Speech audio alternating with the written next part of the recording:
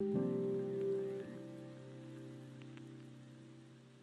was compared to a lot of ball players, but one of the names that stuck was the Black Ty Cobb. You think it's your national pastime. It isn't. It's mine. At the turn of the century, I took a rustic folk art form called baseball and applied the science of warfare to it. The play Cobb, by Lee Blessing. In his 1991 play, the decorated playwright Lee Blessing introduced the character of Ty Cobb by dismantling him down to his parts.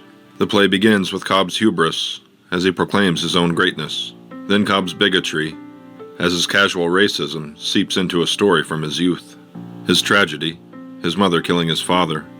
Oscar Charleston takes the stage soon afterward as a personification of Cobb's doubt, the shadow of that hubris we began with. Or maybe the real Cobb wasn't capable of self-doubt. Then Charleston was Cobb's confirmation bias, that selective blindness that allowed him to believe that he sat uncontested upon his throne. When Cobb boasts that he could hit home runs like Babe Ruth when he chose to, but Ruth couldn't run the bases like him, Charleston re-enters the stage. When Cobb points out that, quote, great lives suffer great tragedies, end quote, Charleston re-enters the stage. Charleston asks why Cobb never played against black players after a 5-game set in Cuba in 1910. Cobb denied ever playing even those 5 games. Charleston wished aloud that he could have played against Cobb, even if only once. When Cobb mentions the construction of a bronze statue of him was canceled, and his museum was closed for lack of visitors, he laments the prospect of being forgotten. And Oscar Charleston again comes on stage. In Lee Blessing's play, Charleston asks the question, you want to know what I want? I want to see the part of your mind that felt happy the first time you heard about the black Cobb, that felt lucky, that was glad it wasn't you, that you weren't the black man, the black Cobb, all tucked away out of sight in the Negro Leagues. I want to see the part of your mind that felt fine, right then.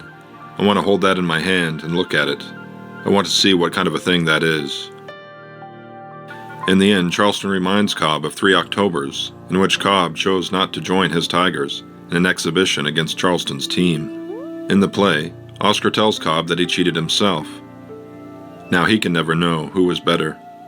Charleston, therefore, will always be Cobb's unwanted companion.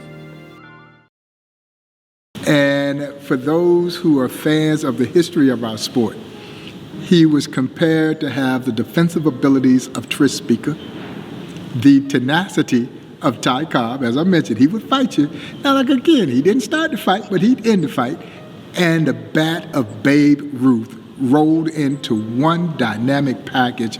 And the late, great Buck O'Neil says he never saw a center fielder who could go back on the ball the way Charleston could. He just seemingly had uncanny instincts. So he played a very shallow center field, almost up to the infield dirt. And you couldn't hardly bloop one in front of him, and you really couldn't get one over his head unless you hit it on a rope. That's a great question. When you talk about Negro League baseball, you often think of Buck O'Neil or James Cool Papa Bell, even Jackie Robinson for it. You talk about Josh Gibson. You talk about all of these guys who know. Not many people talk about Oscar, but Oscar was one of the better players to ever play Negro League baseball or professional baseball, according to historians.